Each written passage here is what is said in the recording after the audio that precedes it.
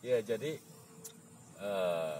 apa yang dibacain tuh kenapa sih harus budut gitu loh kan.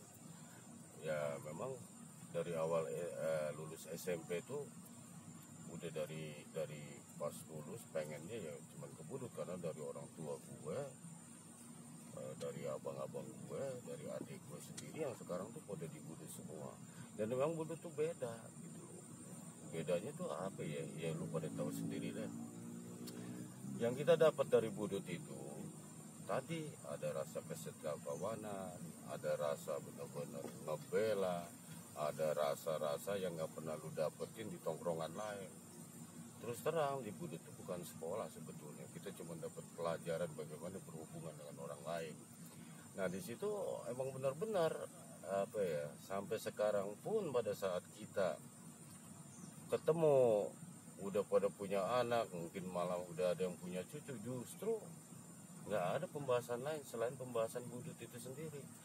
Yang ada kenangan itu nggak pernah yang namanya terlupakan gitu. Makanya ya satu sisi kenapa sampai sekarang masih eksis, kita nggak pernah ada jarak.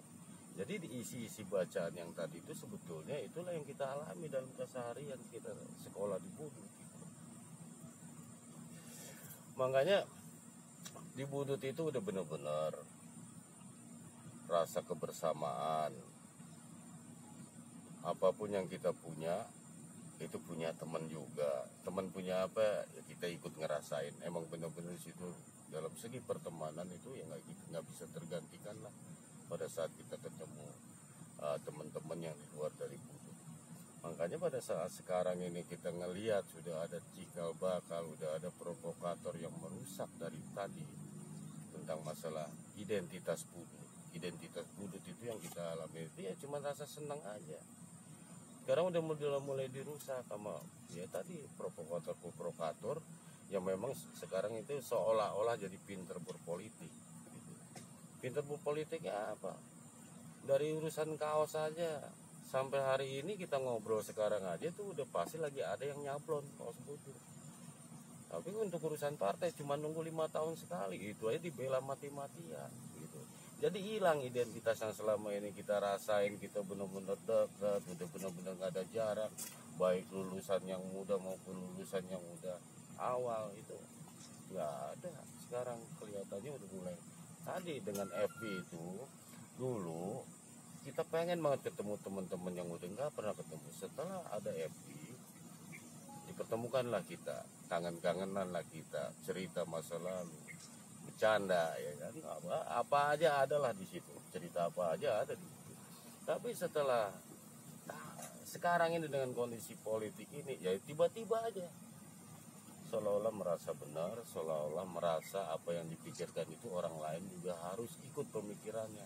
Padahal jelas urusan masalah milih itu ya bebas, rahasia. Ya kalau memang punya pilihannya tinggal pilih aja. Ngapain juga pemikiran kita paksakan agar orang lain benar-benar ikut ke pemikiran kita. Taruhlah itu seandainya kata kita benar-benar apa yang kita pengenin itu jadi, emang lu jadi apa? Yang ngojek tetap ngojek, yang nganggur tetap nganggur. Tetap aja teman-teman juga yang bisa lu minta tolong gitu ya. Istilahnya mau ngerokok lu nongkrong juga pasti rokok tuh ada.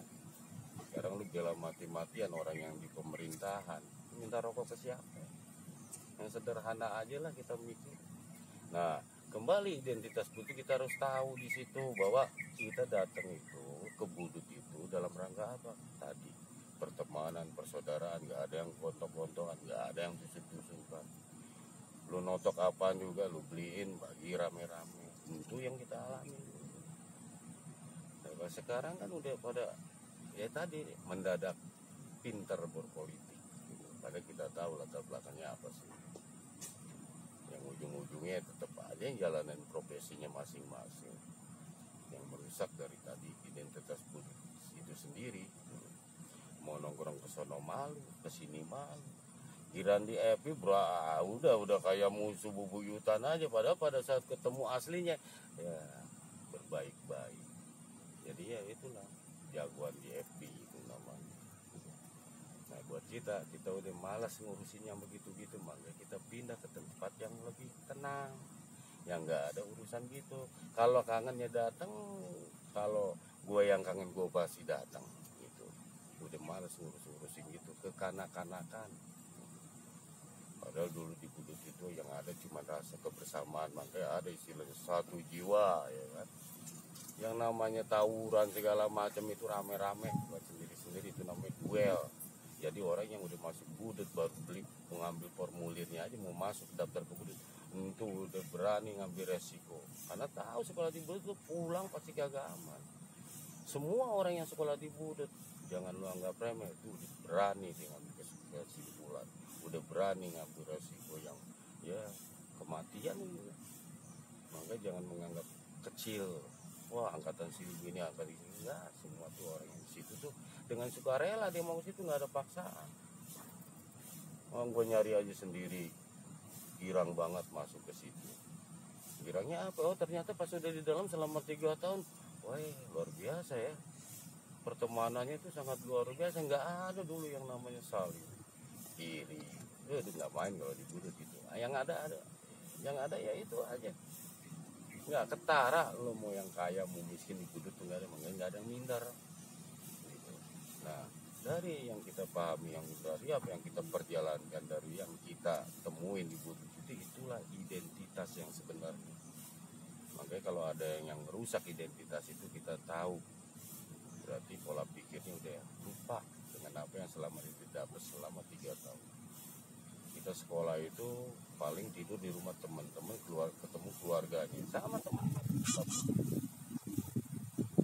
Ya sekarang ya tinggal inget-inget aja masing-masing lah. Kalau gue sih lebih senang kalau memang istilah ini gue jadi sober politik juga. Kalau emang istilahnya dari presiden awal sampai yang sekarang ini tetap berbau korupsi itu tuh udah gak hilang.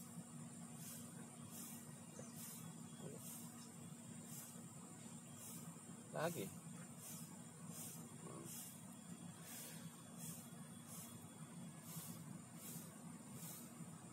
maksudnya gimana?